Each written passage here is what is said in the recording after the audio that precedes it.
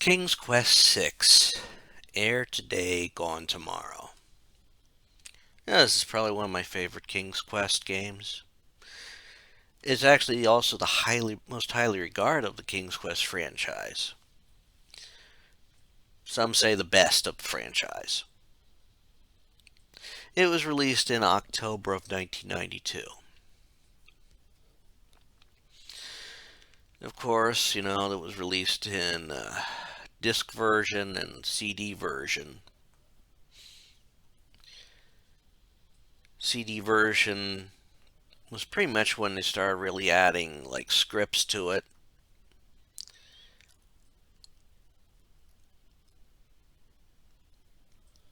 Actually, maybe it was only in CD version. You could do it with text only, or you could have voice in it. And I'm going to tell you, this was one hell of a voice cast with that one. No, like I said, this is the sixth King's Quest game. It is the second to feature Alexander as your primary character. And in the franchise, it's actually set some months after the events of King's Quest V. And we find out Alexander fell kind of hard for Princess Cosima.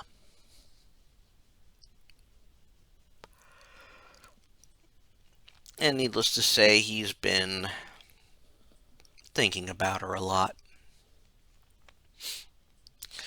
And the magic mirror gives him a glimpse of her, which is enough to have him be able to locate where to go to find her. Which he finds out is, of course, the land of the Green Isles. This is a kingdom that is on a bunch of islands. So Alexander sets off for there.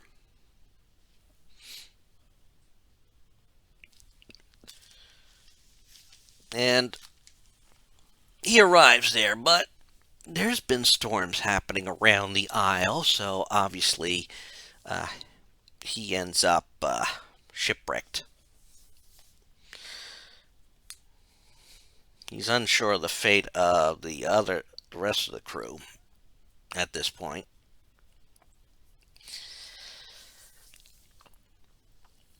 And so he finds out he got shipwrecked actually in the land of the Green Isles.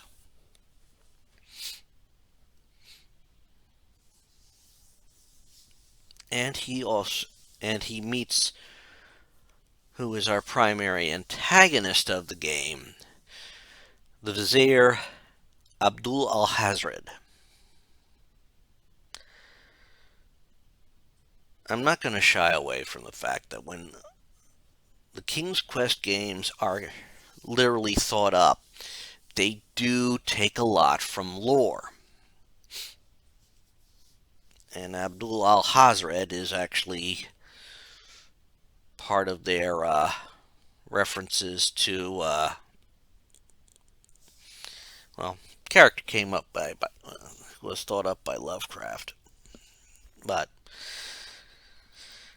as they go, as we find out, Alexander finds out that Cosima is sort of, quote, sequestered due to being in a state of mourning for her dead parents, who died before she got returned home.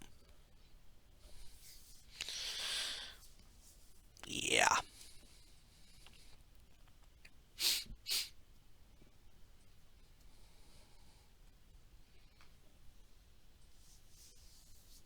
That complicated things for the Vizier, but actually he worked that into his plans.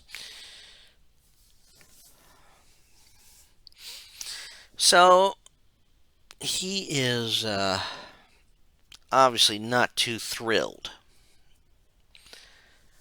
and hopes that he has deterred Alexander.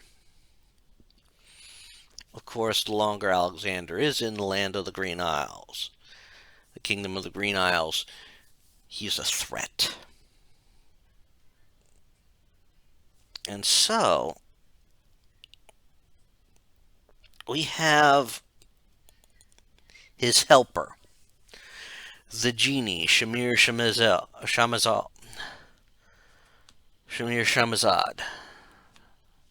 Shamazar. I can't remember at this moment. And so now he has the genie spying on Alexander. While Alexander is sort of going around learning a little bit more about where he has ended up. And we also learn that the islands are in turmoil. They are fighting one another. As we find out through the events of the game, something sacred has been stolen from each island. And each island is blaming somebody else.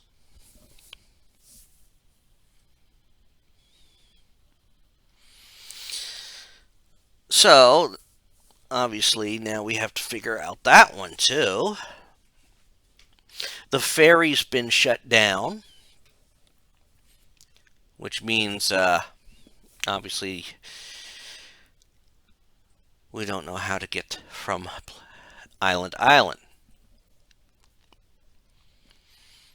This is actually one of the things you can actually work with in the game, because you have certain things set in motion, or certain things to trigger certain events.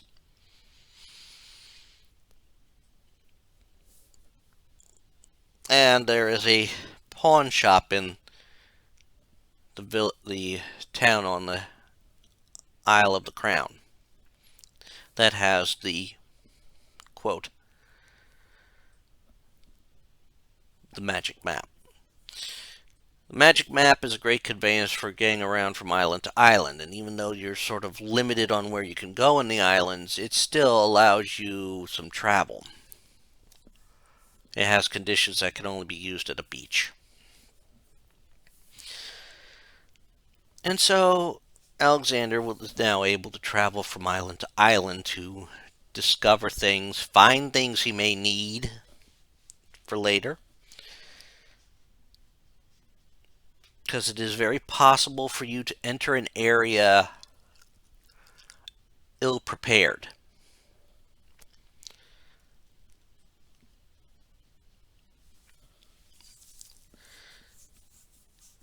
So, Alexander travels from island to island, and all the islands are actually quite lovely and have their own little traits about them.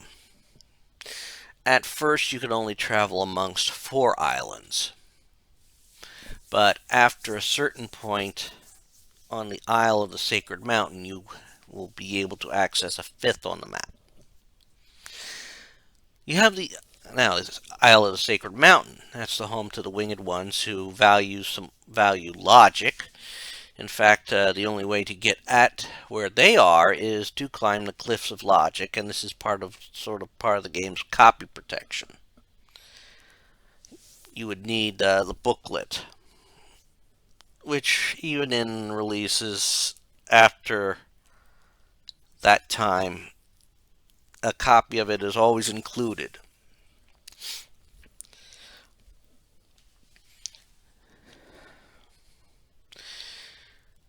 Yes, you have to pass all the tests of the cliffs of logic. Make a mistake, you fall to your death. Don't step on one of the rocks that comes out, you fall to your death. At least if you get up past the first cliff. Luckily, once you get past them, if you have to climb up again, they don't give you all that. Having to click on each one, and at least until you get off the first screen. This is also the home of the Winged Ones, who have their own dilemma. A Minotaur is taken up in their sacred burial area. So obviously, it recently demanded the princess of, well, the daughter of the ones in charge of the island, of the Winged Ones.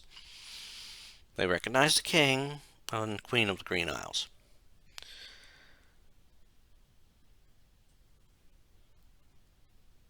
You have the Isle of Wonder,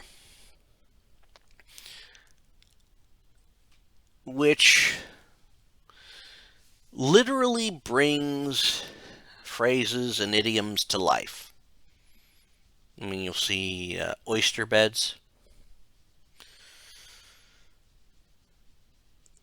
You have a library or collection of books where you have to get certain things. And great place to find a rare book. And they take that literally. You got a swamp there where you got dogwood,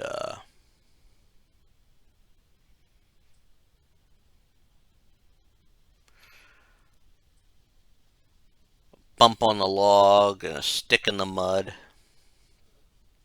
Yeah, brothers. You even have chessboard land where the Red Queen and the White Queen preside. Sort of rule the Isle from there.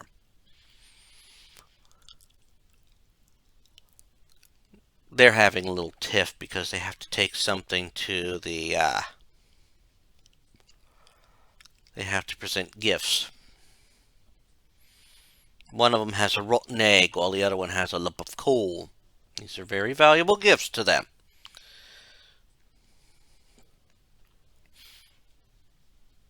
There's even a creature on the isle called a hole in the wall.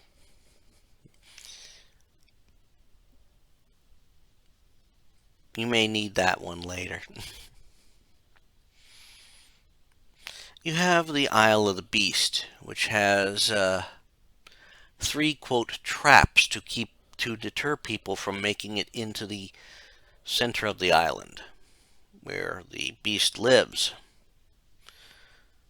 who was cursed, and of course anybody who enters into his grounds becomes cursed as well. So unless you can find someone who can help break the curse and willingly come to the island, you know, you're cursed too.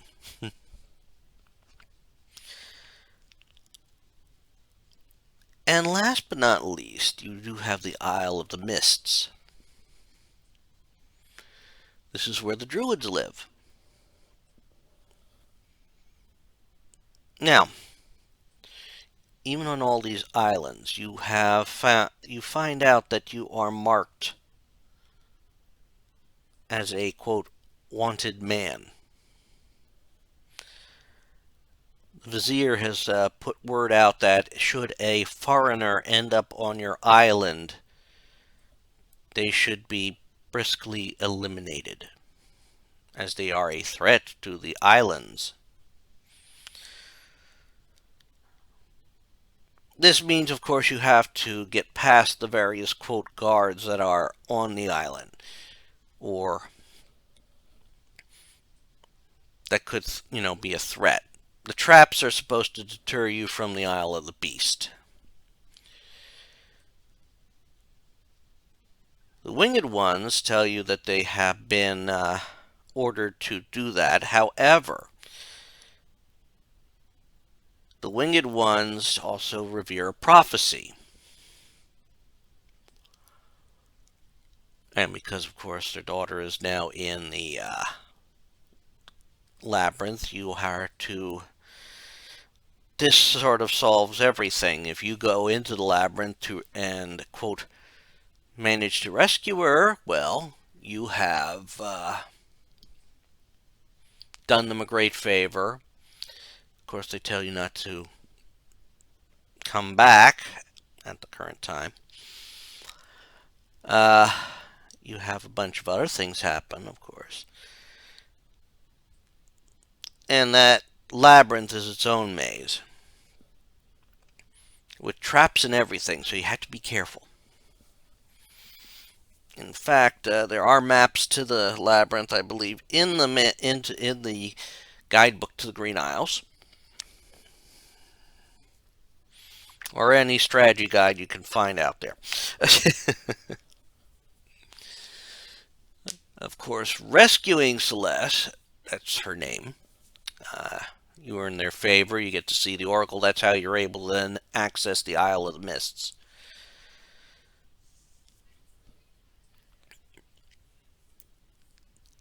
And a bunch of other fun stuff. On the Isle of Wonder, you have the 5 sense gnomes, which they are lined up in front of you. And they use each of their senses. So you have to figure a way to fool them all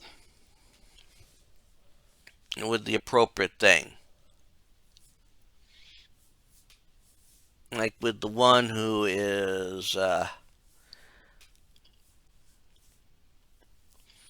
like the last one that you have to deal with is sight. So you have to figure out how to fool the sight one. You will find all sorts of items that will help you, like a rabbit's foot, uh, a mint, a wind-up nightingale, and a bunch of other and some other things. I mean, if they see you, they'll throw you out to the sea, and you can't swim in this game. The waters are too rough around the islands.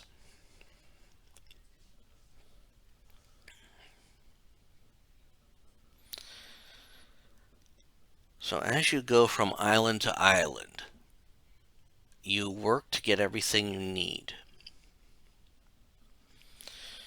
Now, once you're able to set things straight, as much as you can, after you get done, I believe, at the Isle of the Beast, you have an option of if you want to do the short path, which gives you the bare minimum of endings, or if you want to take the long path. The long path will include you getting to the Isle of the Dead, or the Land of the Dead.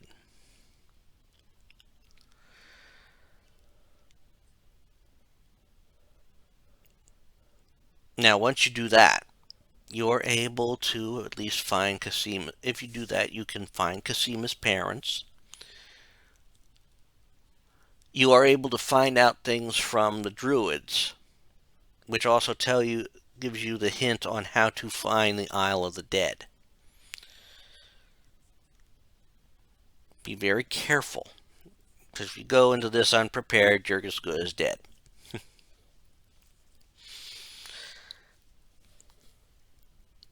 You find Cosima's parents. You must head back. You must challenge the Lord of the Dead himself for their lives back.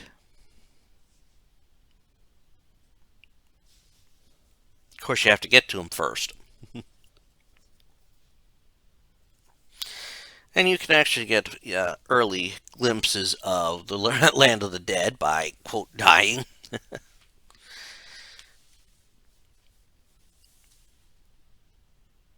And then once you do all that, you can go to enter the castle. Now, one of the key things you have to remember here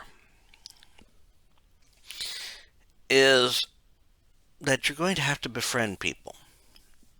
And if you don't befriend like certain people and all that, you are going to get a difficult or a rough ending, I should say. Now, depending on which path you take, it can affect how you enter the castle. For example, if you go with the short path, you are going to have to sneak into the castle with the ladies that are cleaning the castle and prepping for the ceremony.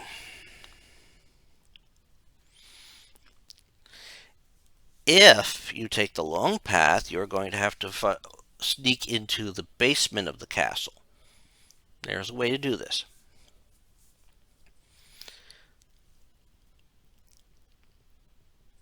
Of course, if you take that short path, you will need to figure out things to how to communicate with people and get what you need to, quote, reveal that the vizier is up to no good. And you will have to figure a way, have something to expose the genie, or the jinn, who is now posing as Cosima, so that the wedding can go off without a hitch. At the same time, if you choose the longer path, you can get the genie on your. You have a way to get the genie on your side. You can discover that Abdul was behind everything to cause the strife on the islands.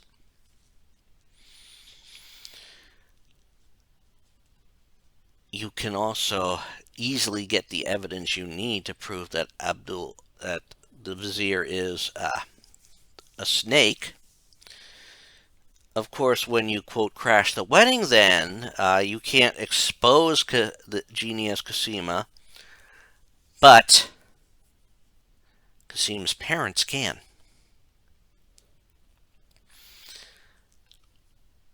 Now, as you work through things and eventually expose the sham of a wedding, follow the vizier up to the top of the tower, and depending on if you did things right, because Cosima is working to free herself from her bonds, you are fighting the vizier. You may have to contend with the genie.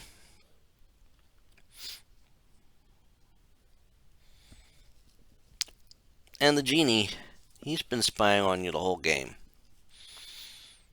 In fact, every time you do something to help things, to help your cause, or something that furthers your goals, you will see the genie there. And the genie will also try and kill you, too. You just gotta watch for those golden, glinty eyes. And the genie does take on several forms.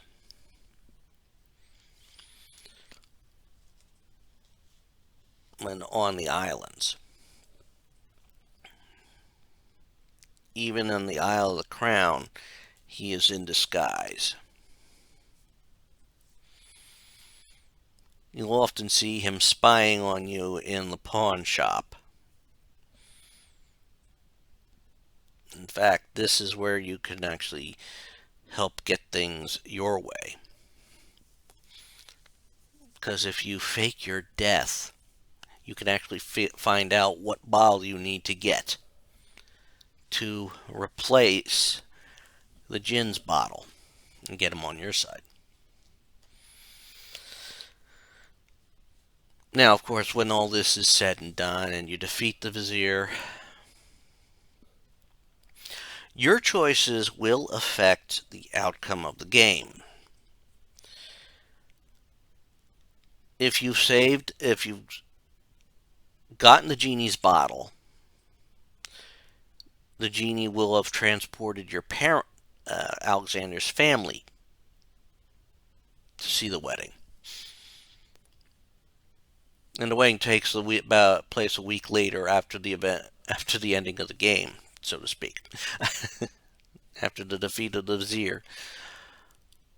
If you've brought Cosima's parents back from the dead, they will give rulership to you and Cosima.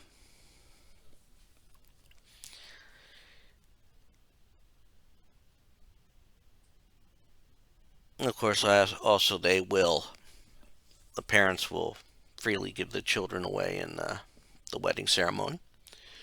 If you are able to find the treasures, all the leaders of the islands will be there to celebrate. If you've befriended Jalo, he will be there performing, and so will the genie perform as well. If you reclaim certain items, that's even better. And yes, you will have to pawn some items. The brilliance of the pawn shop is that you can actually trade in some items that you need.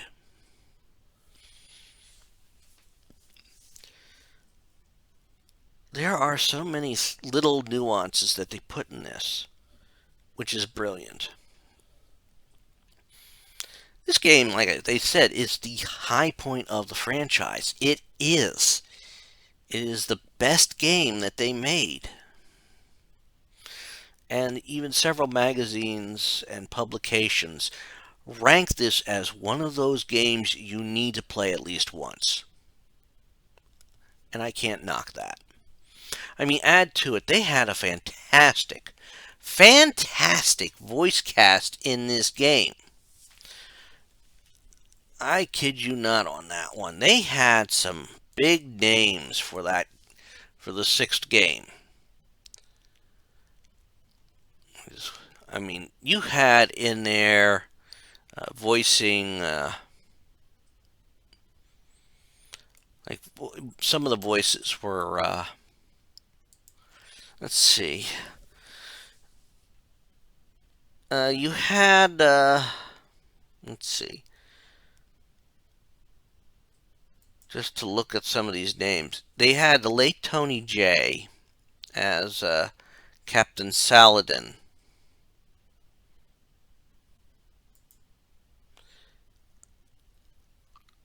Let's see. Oh, you had Don Messick, the voice of Ali. Let's see. Ali was. I forget who Ali was in that. I think he was like the book salesman. I think that's about right. And he also voiced the five gnomes in the game. You had, yep.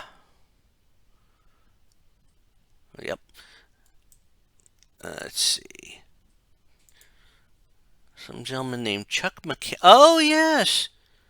Another talented voice actor who voiced Duckworth in the original DuckTales.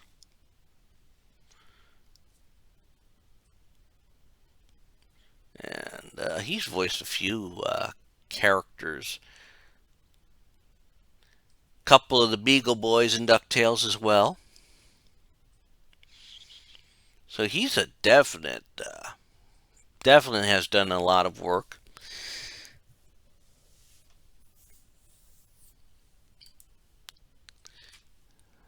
And one of the big things, if you pay attention, the narrator is a gentleman named Bill Ratner, which if you're an old school fan of, say, especially of G.I. Joe, that's Flint from G.I. Joe.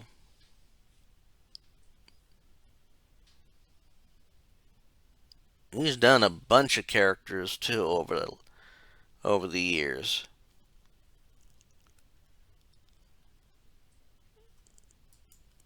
But definitely has done a lot of narration work, it seems, over the years too.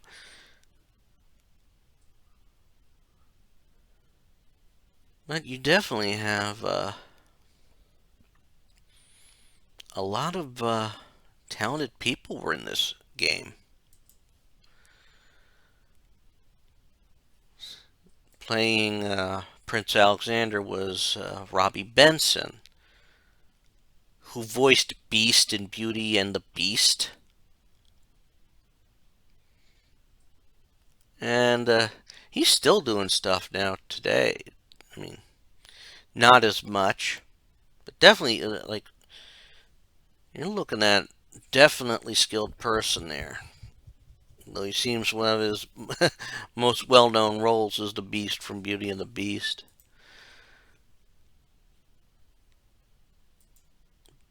let's see. I mean, like I said, they went very all out on this, getting everything here,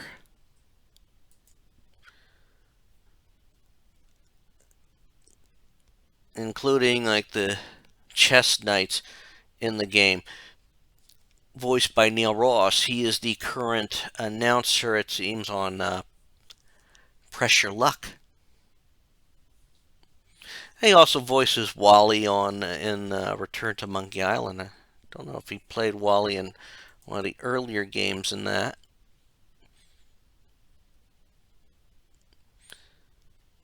But yeah, they had a lot of talent in this game. A lot of big talent. So that's definitely a plus for for this game. No wonder it's so good. But that's all I'm going to say about King's Quest 6. Definitely a game to play. Play it for the long ending, play it for the short ending, play it for just the experience.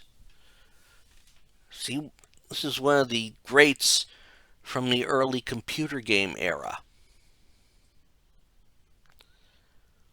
And as I said, that's all I'm going to say about this. I hope you've enjoyed me talking about King's Quest 6, Air Today, Gone Tomorrow.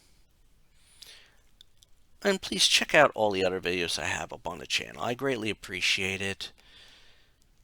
Share this if you want to share somebody talking about King's Quest 6. And definitely play the game. And as always, take care all and have fun. Bye.